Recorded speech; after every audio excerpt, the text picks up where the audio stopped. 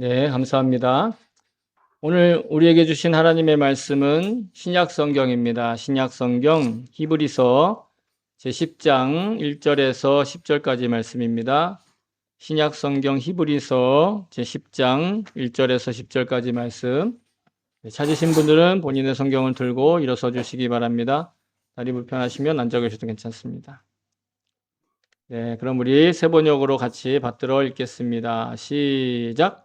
율법은 장차올 좋은 것들의 그림자일 뿐이요 실체가 아니므로 해마다 반복해서 드리는 똑같은 희생 제사로서는 하나님께로 나오는 사람들을 완전하게 할 수 없습니다.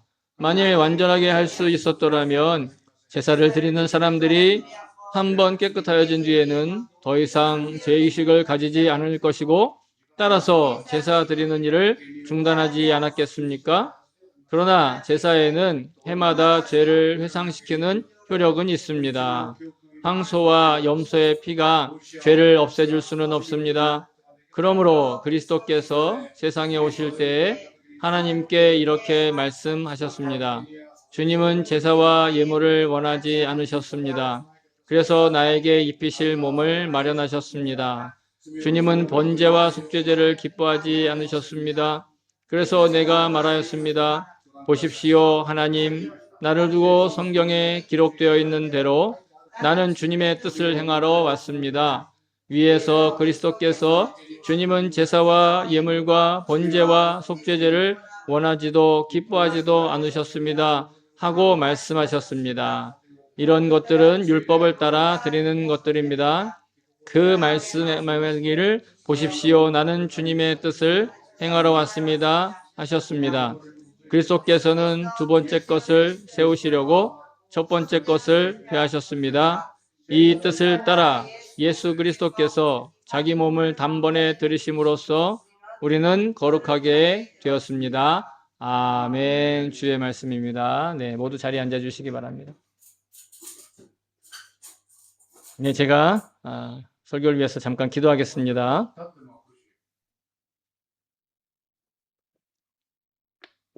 기도하겠습니다. 참 좋으신 하나님 아버지 감사합니다. 하나님, 오늘도 우리에게 이 귀한 말씀을 허락하여 주시고 또 성령으로 하나 되게 하셔서 말하는 자나 듣는 자나 모두가 다 하나님의 음성을 듣게 하여 주시옵소서. 그래서 성경을 기록한 성경의 저자가 감동했던 그 하나님의 마음을 오늘 이 자리 우리에게도 허락하여 주시옵소서. 악한 영 틈타지 않게 하시고 주님 말씀에 귀를 기울이는데 방해가 되는 모든 것들로 우리를 지켜주시옵소서. 걸림돌이 되는 것들은 우리에게 디딤돌이 되어 하나님을 향한 우리의 눈의 지평이 한층 더 넓어지게 하시고 밝아지게 하여 주셔서 천국의 보화를 이곳에서 우리가 발견하고 얻어갈 수 있게 하여 주시옵소서. 감사드리며 예수님의 이름으로 기도합니다. 아멘. 할렐루야. 네, 감사합니다. 죄송합니다. 예, 계속해서 히브리서 강해 연속으로 전하고 있습니다. 지난 주일엔 우리가 우리 인생 단 한 번 사는 인생이 얼마나 귀하고 소중한지를 예수 그리스도의 단 한 번의 제물이 되어주신 그 십자가와 그 보혈로 그 희생이 증명하고 증언하고 있다는 것을 우리가 말씀을 통해 배웠는데요. 그래서 예수님께서 단 한 번의 제사로 영원토록 유효한 이 속죄의 복음과 영생을 완성하신 것도 우리 인생이 단 한 번이기 때문에, 두 번 기회가 없고 단 한 번의 기회만 있었기 때문에 그 귀중함을 극단적으로 증명하시는 그런 역사하심임을 또 우리는 그 말씀을 들었습니다. 우리가 매일 하루에 하루만큼씩 그리고 단 한 번 주어지는 우리의 사명의 자리에서 죽음조차도 우리를 주님의 사랑에서 끊을 수 없음을 여러분 그 감격과 그 귀중한 은혜를 정말 실감나게 일상 가운데 체감하실 수 있기를 정말 소망합니다. 자, 오늘 본문은 말씀에 먼저 외면적인 율법의 행위만 가지고는, 그리고 눈에 보이는 어떤 행동 자체로만은 우리에게 아무런 힘도 능력도 되지 않는다라는 것, 이걸 말씀하고 계시거든요.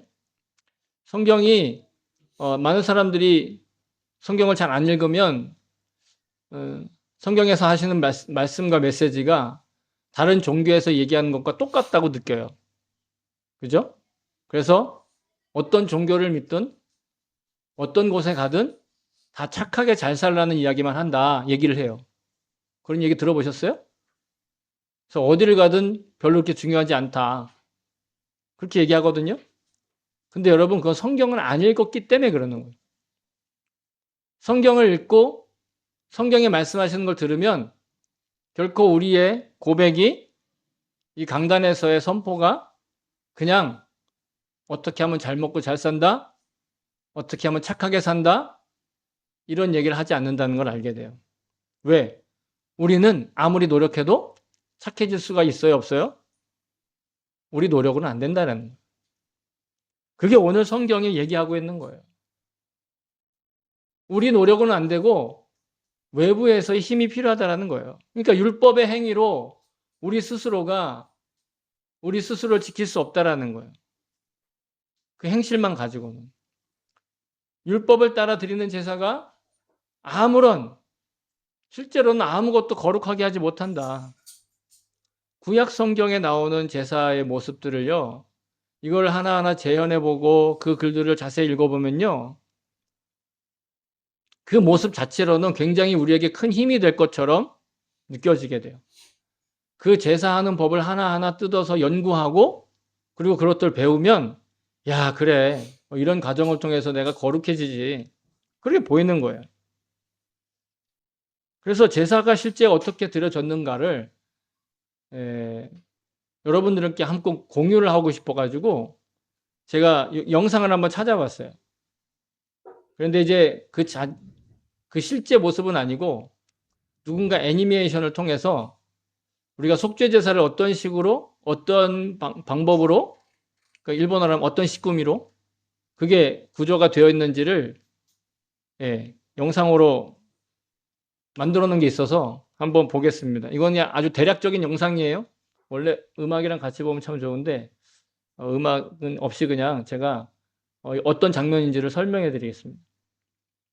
보시면 이 성막이 있죠. 그 성막 앞에 웬 사람이 염소 한 마리를 데리고 왔어요. 그죠? 그 염소가 이제 내가 지은 죄를 덮어 쓸 거예요. 근데 저 짐승은 그 사람의 경제 상황, 경제 이력과 관련이 있어요. 가난한 사람은 새를 가져가요. 더 많은 부자는 소를 끌고 가요. 근데 이 사람은 아마 평범한 사람이에요. 그 사람이 자기 죄를 지금 염소의 머리 위에다가 덮어 씌웠어요. 그리고 제사장이 와서 그 죄를 덮어 쓴 양을 어떻게 해요? 염소를 어떻게 해요? 칼로 찔러 피를 내는 거예요. 피를 받아요. 왜? 피는 생명이니까. 그 생명으로만 그 죄값을 치를 수 있으니까. 그래서 죽어서 그 시체를 다시 다른 제사장에게 데리고 가요. 그럼 그 제사장은 어떻게 하느냐? 그 몸을 다 잘라요. 성경에 각을 뜬다는 표현이 있어요. 그러니까 아주 그냥 잘게 토막을 내서 자르는 거예요. 왜? 그 죄를 그 정도로 비참하게 그리고 아주 엄격하게 심각하게 처리해야 된다라는 거예요. 그리고 그 처리된 다 조각난 그 시체를, 죄의 결과를 어떻게 해요? 번제단에 던져서 불에 태워요. 불에 태워서 연기가 하늘로 올라가게 하는, 하나님이 그 향기를 맡으시고 그 사람의 죄를 용서하신다는. 그리고 또 아까 그 짐승의 칼을 찌르고 흘렸던 피, 생명을 상징하는 피를 어떻게 해요? 저 제단 내 귀퉁이에 있는 뿔에다가 계속 발라요.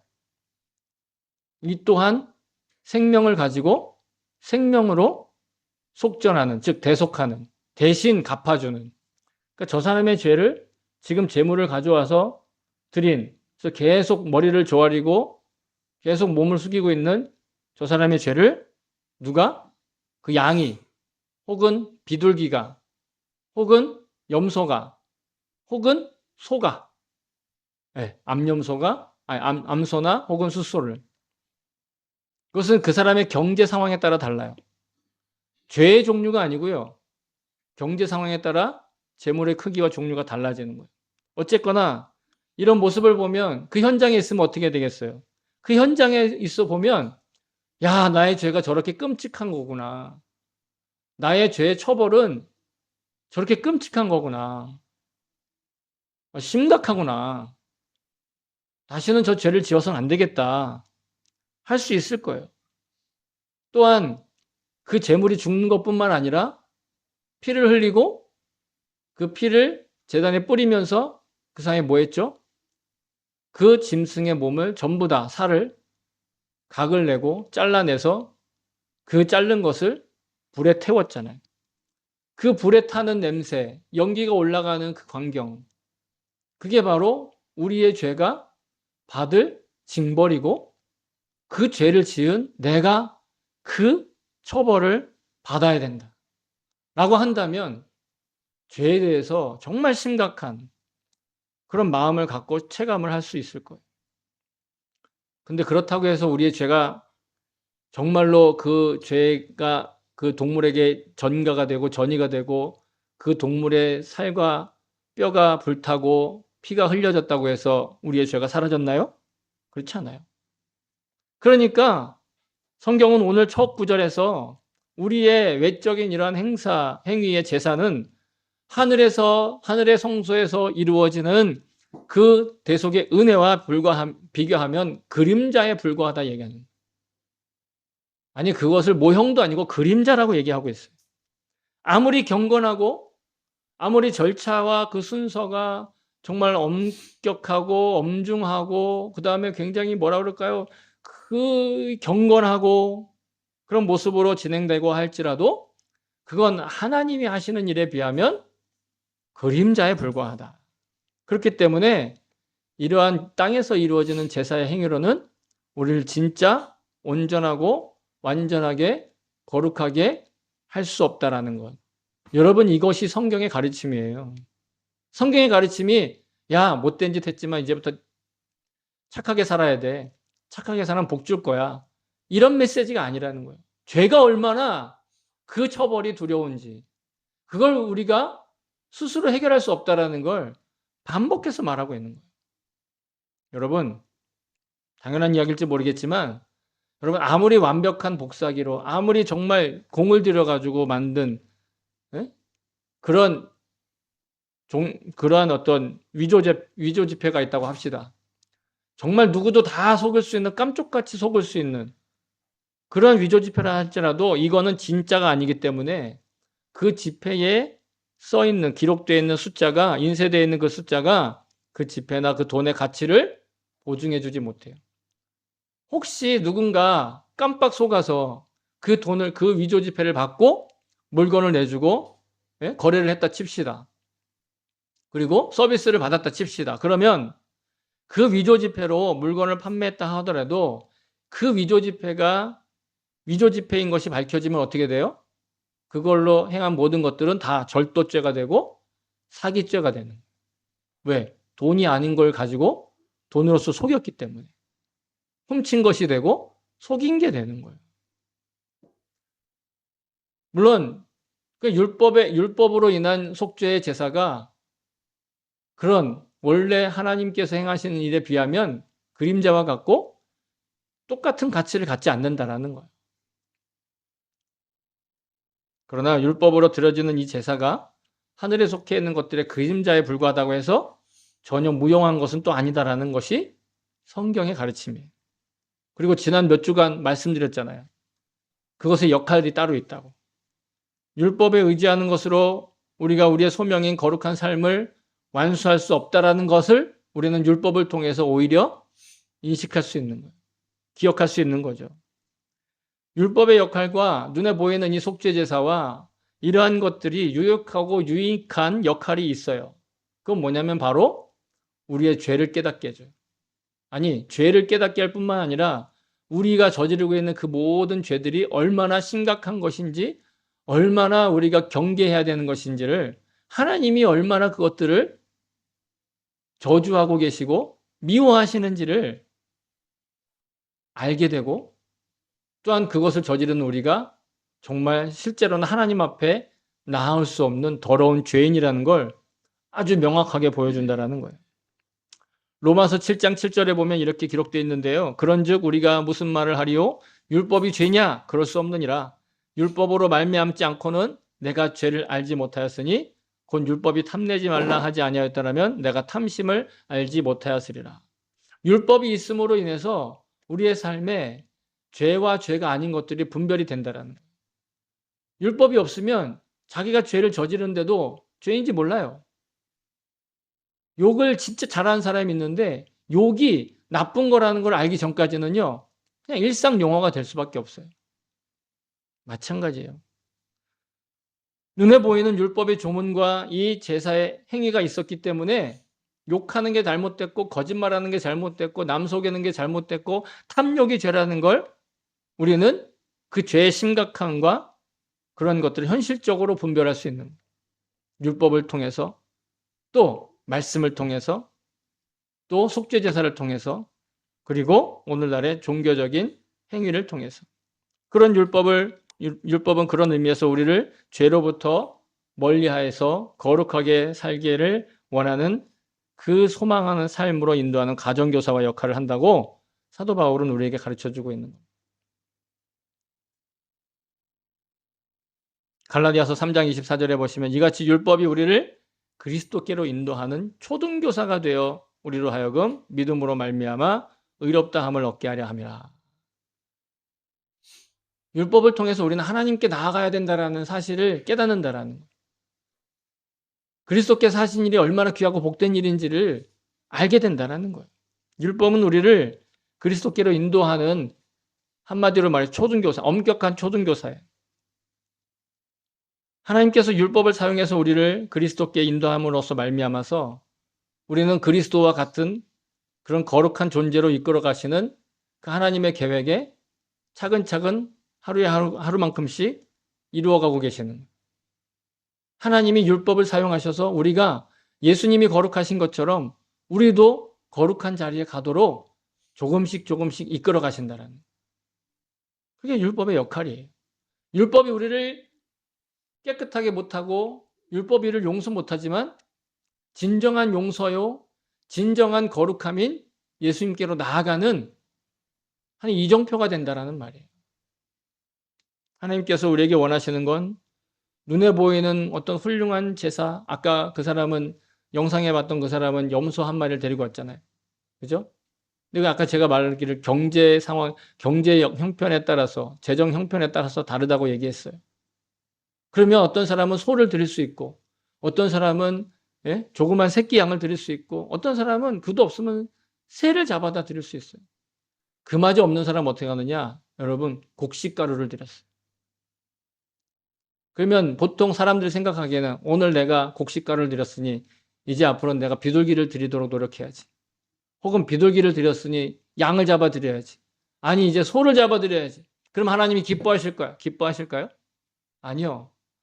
하나님은 얼마나 더 큰 제사를 드리느냐를 기뻐하시는 게 아니라 제사가 필요 없는, 그런 속죄제가 필요 없는 사람이 되는 걸 원하신다라는 거예요. 하나님은 우리가 무엇을 드리느냐, 우리가 어떤 제물을 드리느냐에 관심이 있는 게 아니라 우리가 하나님과 어떤 관계를 맺느냐를 더 중요시 여기신다라는,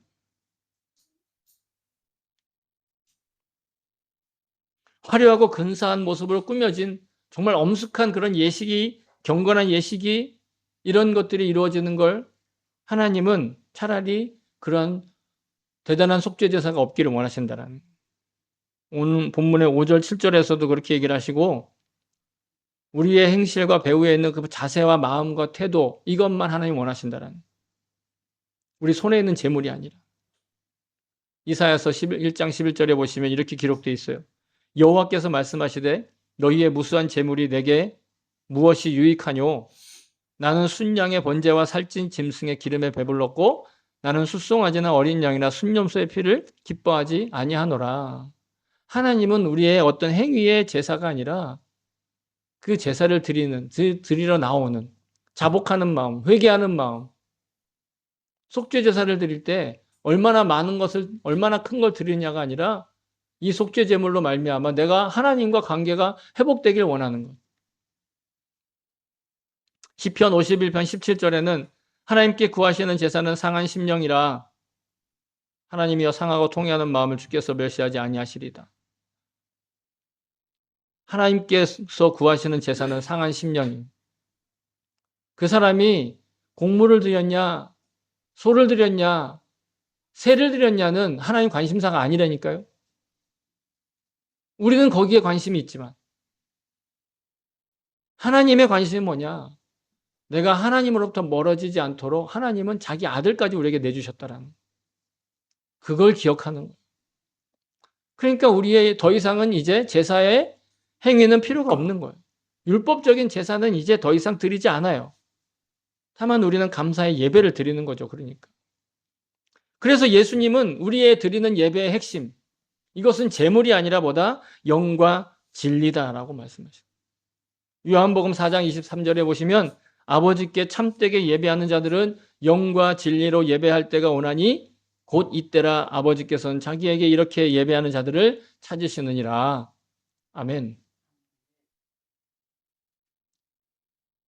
하나님이 우리에게 원하시는 건 하나님과 정말 진정한 관계가 되는 거예요. 하나님 앞에 나아갈 때 거리낌 없는 관계가 되는 거예요.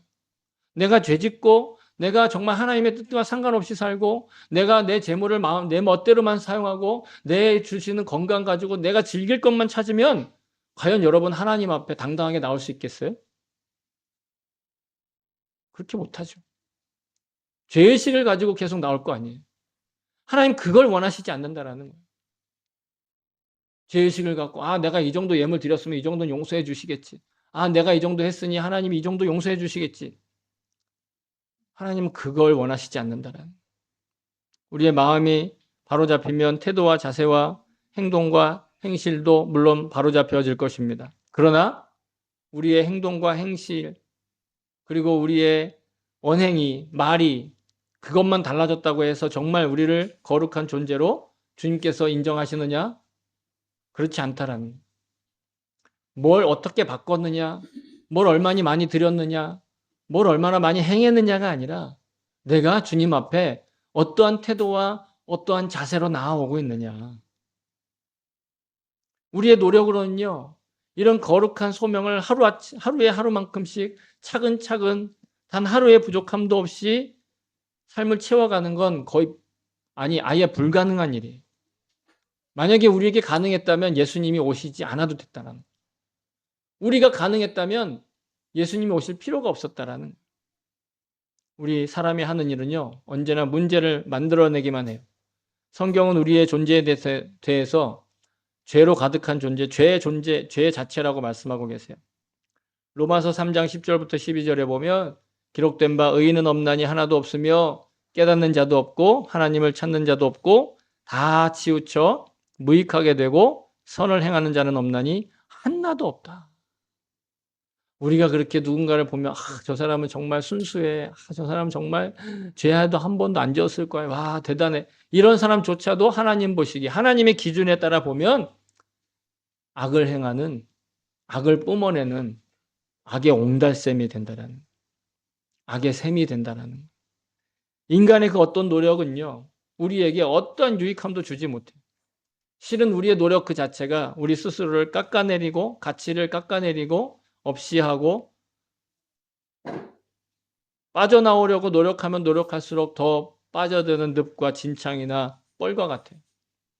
여러분 갯벌 가보셨어요? 갯벌 가보셨어요? 갯벌에 가면 딱딱한 곳이 있지만 물렁물렁한 곳이 있어요. 물이 흐르던 자리는 물렁물렁해요. 그래서 거기 한번 쑥 빠지면 이 허벅지까지 들어가요. 그 허벅지까지 들어간 데서 힘을 주면 줄수록 어떻게 되는지 아세요? 더 견고하게 붙들려요. 거기서 빠져나오는 방법은 힘을 빼고 살살살살 다리를 흔들어서 1mm씩 1mm씩 빼서 나오는 수밖에 없어요. 근데 죄에 대한 늪은, 죄의 늪은 우리를 절대로 내주지 않아요. 누군가 거기서 팔을 끌어내주지 않으면 그 뻘에서 진창에서 늪에서 빠져나올 수가 없어요.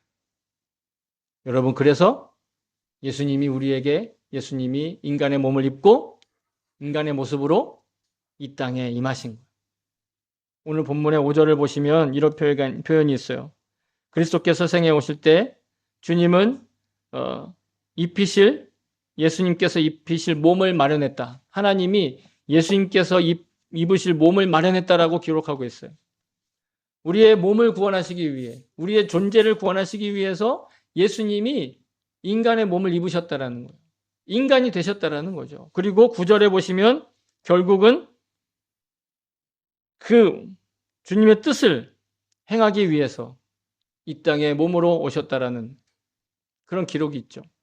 우리의 몸을 구원하시기 위해, 우리 존재를 구원하시기 위해 예수님이 인간의 몸을 입고 그 당신의 몸을 피를 내고 몸을 찢어 속죄 제물로 바치셨어요.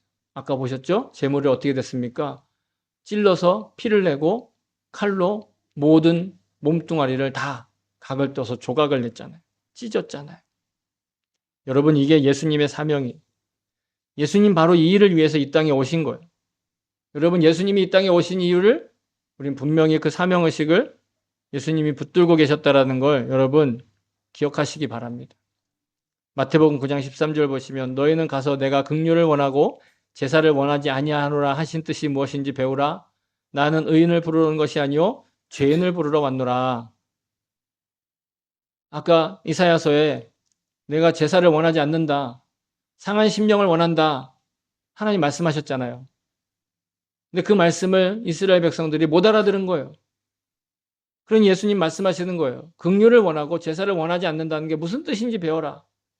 그리고 나서 하시는 말씀이 나는 의인을 부르러 온 게 아니다. 다시 말해 큰 재물 드리는 사람을 부르러 온 것이 아니라 큰 재물 많이 드리는 사람을 귀하게 여기기 위해서 이 땅에 온 것이 아니라 죄인을 부르러 왔다. 즉 어떤 재물을 드리든 간에 그 재물을 드림으로 말미암아서 내가 의로워졌다라고 자랑하고 뿌듯해하는 사람이 아니라 늘 언제나 자기가 죄인인 걸 아는 사람, 자신을 죄인으로 인정하는 사람, 내가 죄인이라는 걸 분명히 인식하고 사는 사람, 인정하고 사는 사람. 누가복음 5장 32절에 보시면 내가 의인을 부르러 온 것이 아니요 죄인을 불러 회개시키려 왔노라. 자기가 죄인인 걸 아는 사람만 회개할 수 있어요. 자신이 절대로 죄인인 걸 모르면 회개할 수 없어요. 마치 자기가 암에 걸린 사람인 줄 알면 치료를 받으러 가요. 그러나 암에 걸린 사람인 줄 인정하지 않으면 그 사람 몸이 암덩어리로 가득 차고 망가지고 그리고 썩어 문드러져 가도 절대로 의사를 찾지 않아요.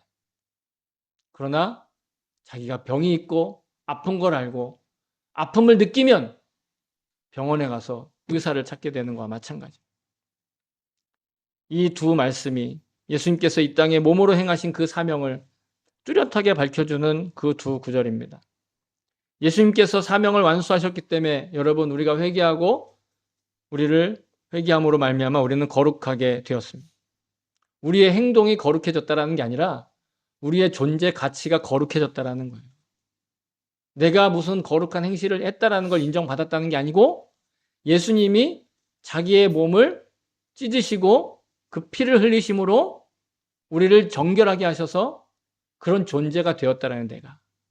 그런 예수님의 순종으로 말미암아 우리가 거룩한 존재로 회복되었다라는 걸 믿는 게 여러분 그게 복음을 믿는 거예요. 복음을 믿는다라는 게 예수 잘 믿고 이것도 잘 되고 저것도 잘 되는 게 복음을 믿는 게 아니고 내 존재 가치가 달라진 걸 믿는 게 복음을 믿는 거예요. 내 존재의 가치가 달라지고 난 뒤에야 돈 버는 게 의미가 있고 사람 만나는 게 의미가 있고 공부하는 게 의미가 있는 거예요.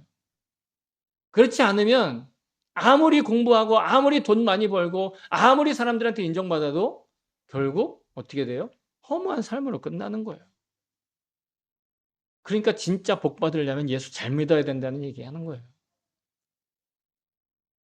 그냥 예수 믿고 복 받읍시다, 복만 받읍시다라고 얘기하는 것이 아니라 예수를 제대로 믿어야 돼. 복음을 제대로 믿어야 돼. 우리는 이제 예수님 때문에, 예수님 덕분에, 예수님의 은혜로, 여러분 예수님의 은혜라고 말하는 건 이렇게 표현하시면 돼요. 예수님 덕분이다. 이렇게 표현하셔야 돼요. 예수님의 은혜, 그러니까 나는 예수님의 은혜 느낀 적이 없어. 나는 찬양 들어도 별 감동이 없어. 그거는 감동을 못 하는 거지 은혜를 모르는 게 아니에요. 예수님 덕분으로 내가 거룩한 존재가 되었다. 하나님과 소통하는 존재가 되었다. 하나님께 직접 말할 수 있는 존재가 되었다. 여러분, 이것이 우리에게 축복입니다. 이 축복 위에 현실의 유익함이 있는 거예요. 그러면 그 현실의 유익함에 대해서 우리가 감사함으로 주님께 드리면서 고백할 수 있는 거죠. 우리는 거룩한 존재가 되었기 때문에 하나님과 소통하고 거룩한 하나님의 마음과 뜻을 헤아릴 수 있는 존재가 되었어요. 우리는 이제 무엇이 옳은가, 무엇이 옳지 않은가를 확실히 알게 되었어요. 여러분, 이게 우리가 거룩한 하나님의 형상으로 창조된 걸 증명하는 일이에요. 거룩한 하나님의 형상대로 창조된 우리는 자원에서 예배를 드리러 나올 수가 있어요. 그러나 하나님의 형상으로 창조되지 않은 우리 애완동물이나 길거리에 지나다니는 그런 짐승들은요, 절대로 교회에 있다고 거기에 들어오잖아요. 교회라서 들어온 건 아니고 뭐 먹을 게 있나 찾으러 들어올 수는 있죠.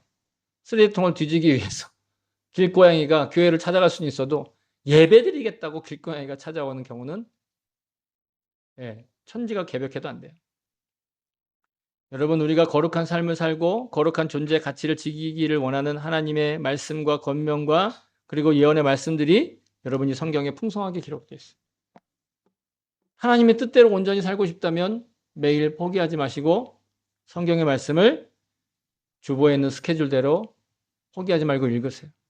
이게 무슨 말인지 모르겠다 하더라도 일단 읽으세요. 그러면 하나님의 놀라운 축복으로, 놀라운 인도하심으로 우리를 지켜주시는, 그리고 뭘 하든 하나님이 기뻐하시는 그런 일들을 할 수 있게 된다는 거죠. 많은 것들이 우리의 삶에 간증들이 넘쳐납니다. 이 땅에 많은 사람들이 예수를 믿고 안 믿고를 떠나서 정말 정결함과 거룩함과 자기의 실력과 존재 가치를 증명하기 위해서 수많은 노력들을 해요. 그렇지 않습니까? 꼭 예수 믿는 사람들만 그렇게 살지 않아요. 예수 안 믿는 사람들 가운데서도요, 자신의 정결함을 지키기 위해서 노력하는 사람들이 얼마나 많은지 몰라요. 제가 지난주일날 광고했듯이 월요일 밤부터 금요일 밤까지, 그러니까 이제 실제로는 화요일부터죠. 화요일부터 금요일 밤까지 선교팀을 이렇게 섬겼는데요. 그 일정 중에 후지산에 가는 일정이 있었어요. 그래서 후지산에 시라이토노타키라고 하는 폭포가 있습니다. 그죠? 우리 몇 년 전에 우리 교회도 교인 수양회 갔다 와서 아마 여러분 갔던 거 기억하실 텐데요. 이 폭포가요, 일반적인 폭포와 다른 게 뭐냐면, 일반적인 폭포는요, 이런 어떤 계곡이나 아니면 이게 물이 위에서 이렇게 사람들 눈에 보이는 데서 이렇게 흐르다가 갑자기 이제 절벽이 생기거나 아니면은 뭔가 이렇게 땅이 푹 꺼져가지고 그래서 이제 물이 위에서 아래로 떨어지는, 그걸 폭포라고 부르잖아요. 그죠? 여러분들 상상하는 폭포는 그런 폭포예요. 나이아가라 폭포도 어떻게 돼요? 큰 강이 있는데 그 강줄기 중간에 갑자기 큰 구멍이 생겨가지고, 그죠? 그 구멍으로 물이 막 떨어지는 거잖아요. 그게 나이아가라 폭포예요. 그런데 우리가 갔던 시라이토노타키는 어떤 폭포냐? 위에서 물이 흘러다가 떨어지는 폭포가 아니고, 물이 이게 지하에 스며들어 가지고 지층을 따라서 지하수들이 층층이 막 이렇게 다니고 있다가 갑자기 그 지층이 중간에 딱 잘라져 가지고 그 지층 지면에서 물이 쏟아져 나오는 거예요. 여러분 아마 그 사진 보면 신기할 거예요. 그러니까 사람들도 거의 신비하게 보는 거예요. 왜? 보통 폭포는 위에서 물이 흐르다가 위에서 떨어지는데 이거는 벽에서 물이 쏟아져 나온다니까. 그것도 길이가 높이 20m, 폭이 약 200m. 예, 그러니까 이게 200m의 직선도 아니에요. 약간 곡선으로 이렇게 돼가지고. 그걸 본 사람들, 그 지질학 정보가 없는 옛날 사람들이 딱 봤을 때는 이거 너무 신기하지 않습니까? 벽에서 물이 막 쏟아져 나오는. 그래서 그 벽에서 물이 쏟아져 나오는 걸 보고 야, 여기는 신령한 곳이다. 여기는 영험한 곳이야. 뭔가 영적인 기운이 흐르고 있어. 그러면서 자신의 정결함을 위해, 거룩함을 위해 거기까지 올라가 가지고서 수도를 했다라는 거예요. 수행을 했다라는 거예요. 여러분, 그 폭포가 후지산이 몇 미터인지 아시죠? 3,776m예요. 틀렸으면 얘기해 주세요. 그런데 그 폭포의 위치가 어디냐? 해발 고도 900m에 있어요. 거의 1000m 가까운 곳에 그 폭포가 있는 거예요. 그러니까 사람들이 후지산 밑에 살던 사람들은 그 위까지 올라가 가지고 더 높이 올라가니까 해발 고도 900m 정도 있는데 폭포가 있으니 거길 찾아가려면 어떻게 해야 되겠어요? 예전에는 차도 없고, 예? 헬리콥터도 없었어요. 그냥 걸어서 올라가는 그 폭포를 찾아서. 왜요? 영험한 기운이 깃든다고 하니까. 실제로 지질학적인 지식이 없으면 그럴 만도 한 게, 여러분 그 폭포 가보셨죠? 굉장히 시원해요. 그냥 뭐라 그럴까, 찬 기운이 그 폭포 있는 데서 꽉 쏟아져 나오는데, 왜 그러냐? 지하수가 쏟아지기 때문에 그럽니다. 그냥 위에 있는 물이 쏟아져도 시원한데 지하수가 쏟아지니까 있잖아요. 거기 물 안에 만약에 몸을 담궈 가지고 1분 이상 있으면 아마 동사할 거예요, 동사. 거기에 그 편말이 있어요. 수영 금지. 예. 더러워질까 봐가 아니라 제가 생각할 때는 저기서 수영하다가는 분명히 저체온증으로 아마 구급차 부른 사람들이 많을 것 같아요. 어쨌든 간에. 그래서 에도 시대에 그 영험한 곳을 찾아와서 수행을 했다가 하는 실제 인물들의 이야기가 막 이렇게 벽에, 비석에다가 새겨놓은 그런 증거들이 있어요. 예수님을 믿는 사람이든 믿지 않는 사람이든 여러분, 자신의 진정한 가치를 회복하기 위해서 그렇게 사람들이 그런 찬물에까지 들어가며 그런 영험한 곳을 찾아다니면서 자신의 가치를 회복하려고 노력하고 애쓴다는 거예요. 그러나 여러분, 아무리 거기서 수행을 하고 아무리 거기서 자기의 몸을 담그고 아무리 거기서 그 기운을 받는다고 해서 자신의 거룩함이 회복되는 거예요? 그렇지 않아요. 우리의 진정한 가치가 회복되려면 예수의 이름만으로는 안 되는 거예요. 오직 예수의 이름으로만, 오직 예수의 이름을 믿고 그 거룩하고 정결하고 경건한 삶을 우리는 지켜나갈 수 있는 거예요. 아무리 영험하게 보이고 신비한 모습으로 만들어진 곳에서 아무리 노력하고 애쓰고 몸부림쳐도 여러분, 우리는 예수님이 아니면 그냥 지옥에 떨어질 죄인에 불과해요. 이 죄인을 거룩한 존재로 회복시키셨고 참된 자유를 누릴 수 있도록 예수님이 나 대신 그 처벌을 받으신 거예요. 나 대신 아까 그 양이 되신 거예요. 피를 흘리시고 몸을 찢으신 거예요. 그래서 우리가 지난주일에 성찬 하면서 고백하잖아요. 이것은 나를 구원하신 예수님의 보혈이고 나를 구원하신, 그래서 찢으신 예수님의 살이라고. 인간의 섬김을 받고 제물을 받는 그 우상이나 헛된 사기꾼들의 말하는 종교가 아니라 오히려 거꾸로 인간을 섬기시고 스스로의 몸을 희생의 제물로, 속죄의 제물로 삼으신 그 예수님이 계셨기에 여러분, 우리는 영생을 누리는 그 인생을 살고 있는 거예요. 여러분, 그냥 인생만 사는 것 같지만 예수 믿는 사람은 인생만 사는 게 아니에요. 동시에 영생을 함께 살고 있어요. 그러니까 인생으로 끝나도 끝나는 게 아니에요. 예수님이 아니면 인생으로 끝나요. 그러니 더 가혹한 거죠. 그러나 예수님을 믿고 있으면 인생만 사는 게 아니기 때문에 두렵지 않는 거예요. 죽음은 슬픈 일이지만 여러분, 두려운 일은 아니에요. 여러분, 우리는 예수님이 얻어주신 이 자유로, 이 자유로운 마음으로 우린 주님을 예배하러 이 자리에 나오는 거예요. 이 예배를 지키기 때문에 하나님 보상하는 그런 인과응보가 아니라 우리가 자유를 얻었기 때문에 감사한 마음으로 자원하여 예배에 나오는 것이고, 그 자유로 우리는 복음을 믿는 것이고, 그 자유로 우리는 주님의 나라와 그 뜻을 위해서 이곳에 헌신하고 순종하는 것이에요. 그래서 헌금도 하고 봉사도 하고 예배도 드리고 또 복음도 전하고 이렇게 하는 것이지, 그걸 해야만 뭔가 보상을 받는 게 아니라고.